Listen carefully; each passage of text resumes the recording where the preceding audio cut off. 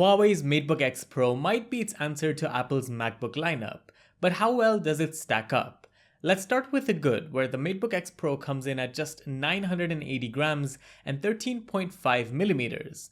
This kind of package lends nicely as a travel companion, and even if you add the charger weight, you'd be looking at only about 1.2 kilograms in total, which is really good. That being said, there's no actual sacrifice in build quality as such. It's sturdy in the hand, and that's thanks to the magnesium alloy build of the chassis.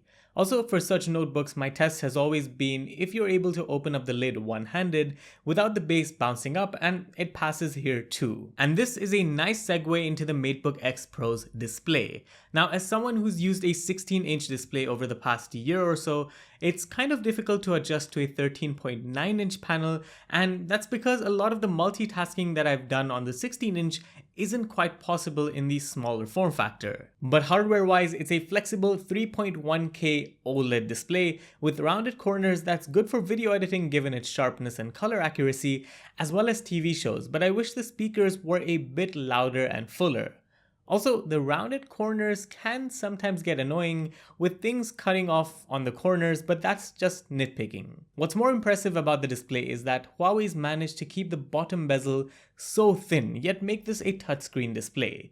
This added form of interaction is great, and while the display does wobble slightly on touch, I can see a lot of people in the corporate space appreciating having a touchscreen. Although it only goes up to a certain extent and not fully flat, which might be some people's preference. Now here's a look at sample front-facing video camera footage from the Huawei MateBook X Pro. This is 1080p recorded on the laptop, and I'm holding the laptop here so you guys can also kind of judge how stable it is if you do want to be using this while holding it one-handed. I don't know if that's a use case, but I thought I'd present it. It's a pretty good lighting scenario so you guys get a picture of what the best case for this is, as well as the audio quality that this thing is capable of recording. Now, one good thing about this is that you can have this camera completely shut off with a switch on the right side of the machine. So if you toggle it, it's like basically toggling the camera shutter on the front and completely turning it off.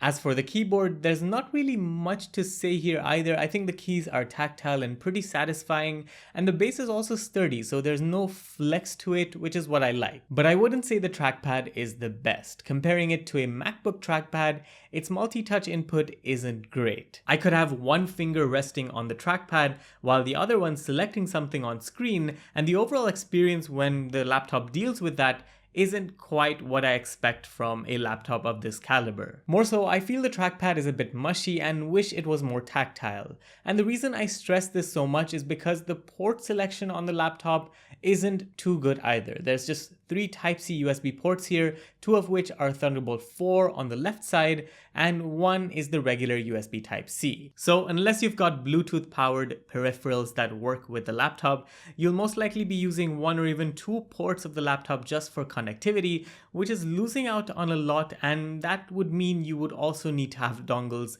nearby. To be fair, Huawei does provide a Type-C to Type-A dongle out of the box, but you'd want a more robust port selection with this kind of laptop with things like HDMI, maybe even a 3.5mm headphone jack, and an SD card reader, which this laptop doesn't have. While the notebook makes up for that in terms of power, I still think the lack of these ports is a big miss.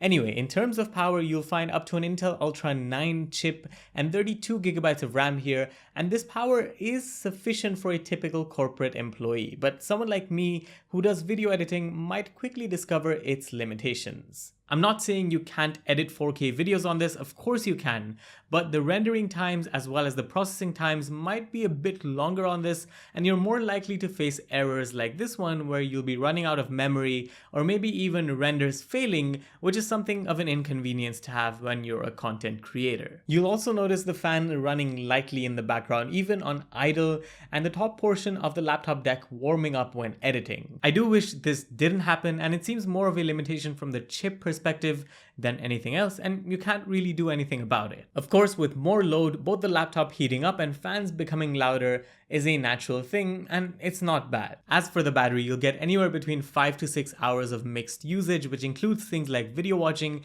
and video editing, and this might not be the gold standard, but with a chassis so compact, it's pretty good. So while the MateBook X Pro has its advantages, it also has a few negatives. For someone who doesn't need power regularly, but only on the off chance, it's the MateBook's display and form factor that really sell it. Plus the fact that you can be on a 5 to 6 hour journey away from your main setup and just with this laptop, and you can still function up to 60 and 70% efficiency. That's really good to have on the go. But if you're going to rely on power all the time and use this as a primary editing machine, you might want to reconsider, only because it can't keep up with high graphic tasks and you'll almost always need a lot of dongles lying around. Thanks for watching. This was Vaibhav, and do let me know what you guys think down in the comments, and make sure to write some thoughts about how I can improve these videos and make them even better. Do like and subscribe as well to support the channel, and I'll see you in the next one.